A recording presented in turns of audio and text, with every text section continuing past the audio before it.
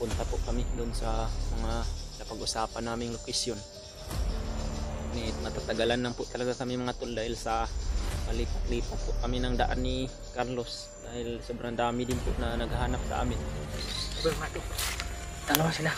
May dalawa? Oh.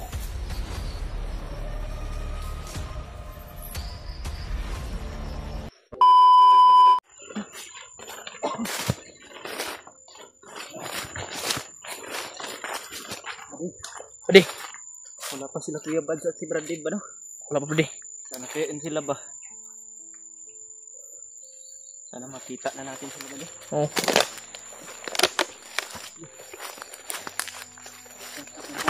Yun. Yun. Sarap ha?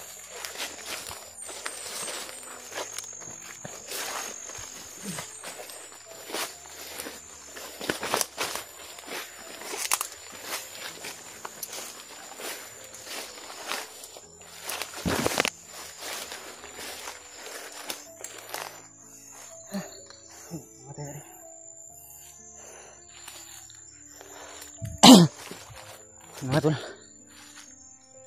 Isang magandang araw po sa inyong lahat dyan mga tol. Dito pa rin kami ngayon sa gubat mga tol. Palakad-lakad pa rin kami dito at iniiwasan po namin yung mga maraming kalaban mga tol. At nagpapasalamat naman po ako kay Buddy Carlos mga tol dahil hindi niya po talaga kami iniwan. At siya po yung umuuna lagi mga tol at pinagmamasdan niya po yung unahan. Kung mayroon mga kalaban, ibabalik din po siya agad. At kung hindi namin kakayanin mga tol, iiwas kami ng daan. Ngunit pag sabi niya na makakaya niya lang, didiritso po kami mga tol. At kontak na po namin sila Kuya Bads mga tol at sila Brad Dave. At mayroon po kaming napag-usapan na lugar mga tol no. Ngunit hindi pa kami nakarating doon mga tol. Dahil sa umiiwas po talaga kami sa mga kalaban mga tol at lalayo po yung lalakbay namin mga tol dahil lumihis po kami ng daan para hindi po kami makasagupa ng mga kalaban dahil kinakailangan talaga mga tol na iwasan namin yung maraming kalaban dahil sobrang delikado talaga dahil mayroon kaming dalang bata at si Brad Carlos lang po yung makaalalay sa akin. At sana po mga tol i-share nyo po tong video na to sa mga kasamahan ko na nandito sa bundok sa sila Kuya Bads at si Brad Dave. Mga iba ko rin kasamahan na nandito rin mga tol. Sila Brad Remart, sila Brad Julio, sila Julius, sila Pidot at si EJ mga tol. Sana po i-share nyo po tong video sa kanila mga tol. Nasa ganun makita nila kami dito sa gubat dahil kinakailangan talaga namin ng tulong mga tol, lalong lalo na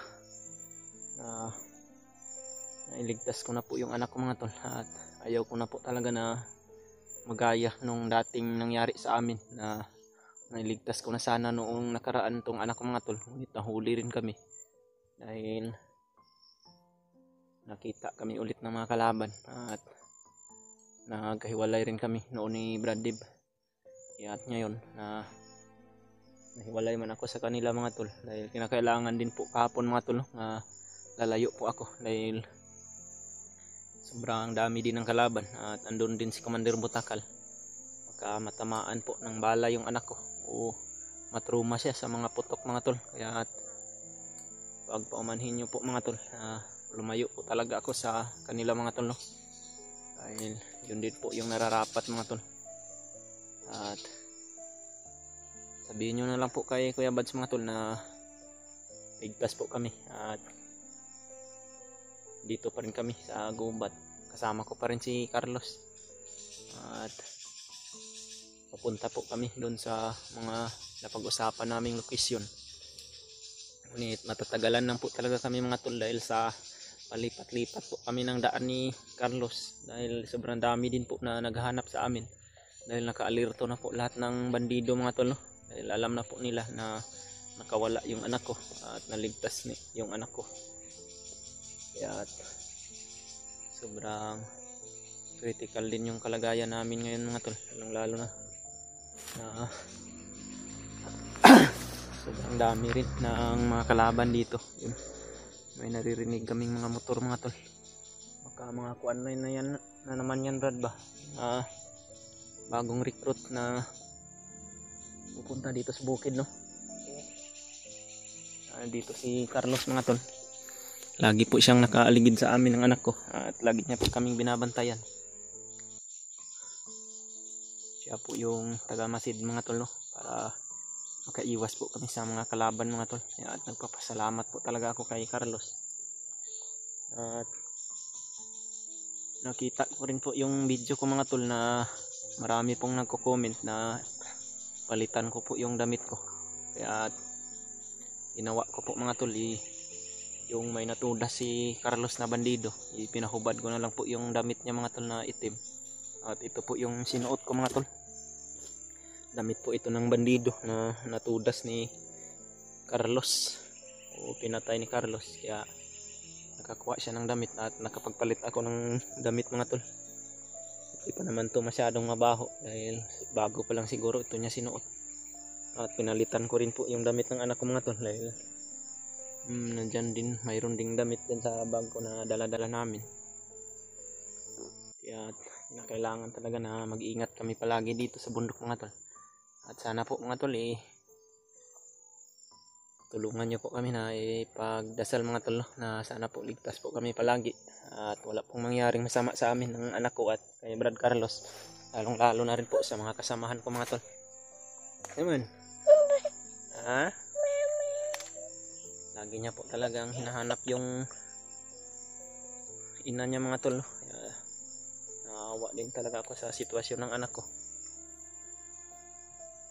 At plano ko po talaga mga tol na ibaba ko po muna tong anak ko bago kami aakyat ulit para hanapin o iligtas ko po yung asawa ko mga tol.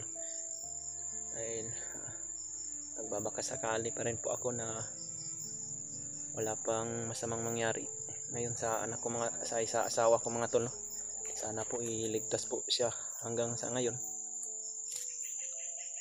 Dahil baka siya po yung pag-iinitan ng mga kalaban namin mga tol. Lalong lalo na naligtas ko po tong anak ko. Naligtas po namin ng mga kasamahan ko. Kaya sana po walang mangyaring masama sa asawa ko mga tol. Dahil kung may baba ko po tong anak ko mga tol, babalik din po ako o babalik din po kami agad sa pag-akyat ng bundok mga tol para hanapin ko po o i-rescue ko po. I-rescue namin yung asawa ko mga tol no? At maraming salamat po talaga sa inyong lahat mga tol, sa inyong walang sawang pagsuporta, sa mga panalangin niyo po sa amin mga tol. Maraming salamat po talaga. Shout out po sa inyong lahat dyan mga tol. Lalong lalo na sa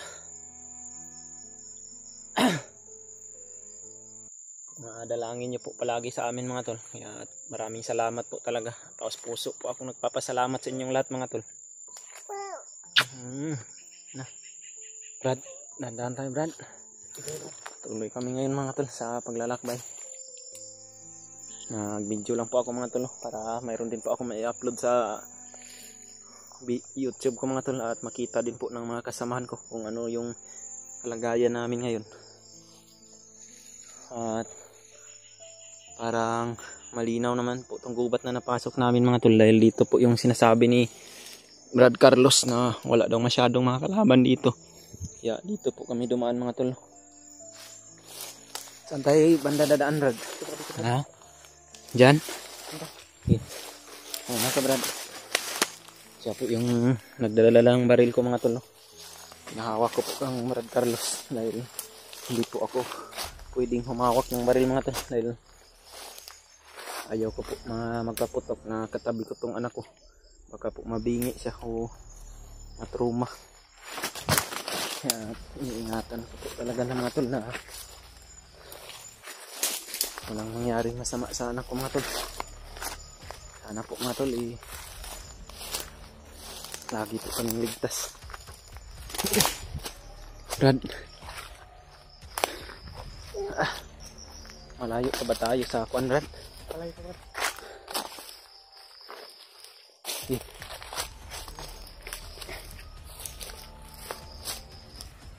Parang may mga busis sa mga bandang unahan doon Brad, oh.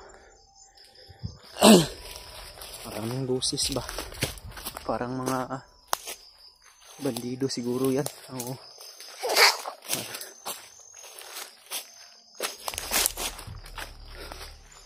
Ito mga tol, nag-uo. Lagi pong nakauna si Brad Carlos. Sa ganun po kita niya po yung mga kuwan sa unahan. Brad, tingnan mo muna yung unahan Brad, dahil sobrang masukal dito. Baka may mga kalaban dyan ba. Balik ka lang agad dito Brad kung safety ba tayo dadaan dyan.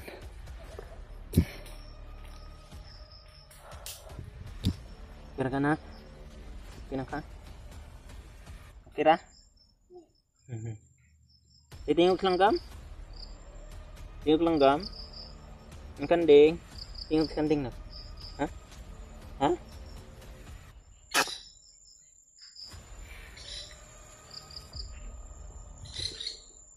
Ha? Ano? Sobrang mato. Dalawa sila. May dalawa? Oh. Ano? Wala nang tayong ibang daanan?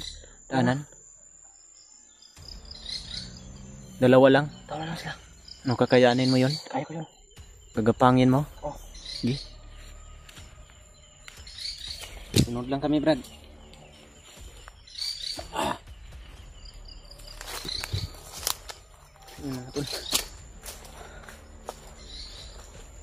Mayroon lang dalawang nakaharang sa daan mga tol.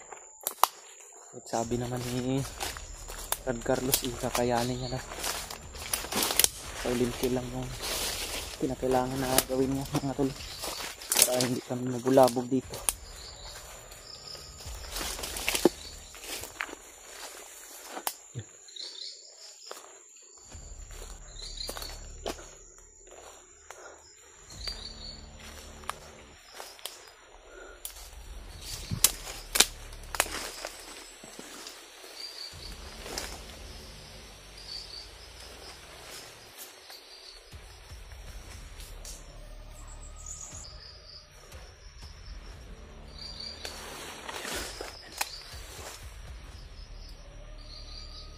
Uy, mayroong asong dala.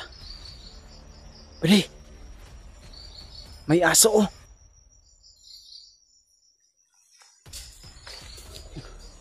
Tumakbo yung aso bali. Saan tayo dadaan? Dito ba? Mauna ka.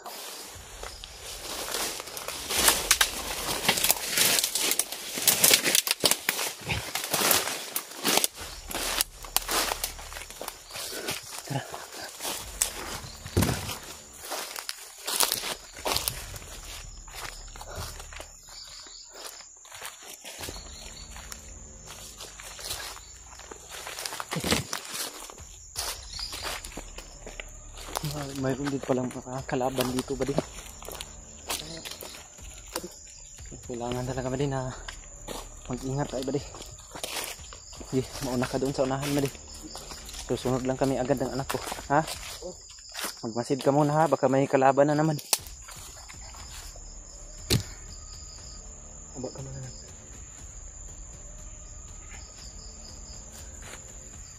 Yan. Buti na mga tol, matalas yung paningin ni Carlos mga tol.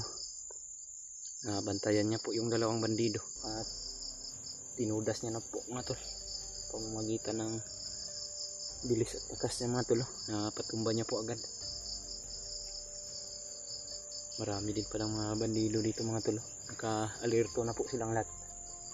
Ano, wala? Tahimik na paligid. Ha? Tahimik na paligid. Tahimik na? Wala nang kalaban? Walang kalaban. Tara, patuloy tayo. Pupunta tayo doon sa lokasyon na pag-usapan natin nila Kuya Bads. Doon tayo magkikita ha.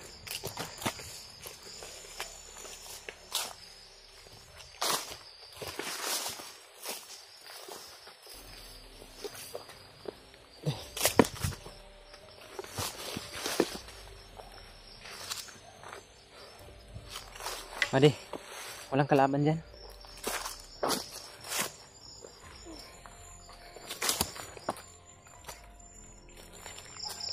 Yun, badi oh. Marami sila doon oh. Yun oh, may mga asong dala oh. Huwag mga kasama nila yan, yun oh. Tara. Kailangan natin makalayo dito badi.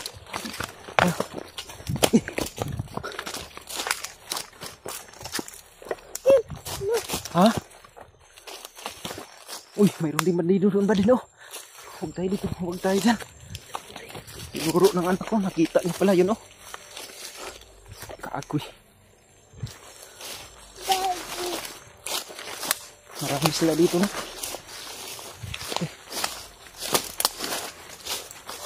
Oops.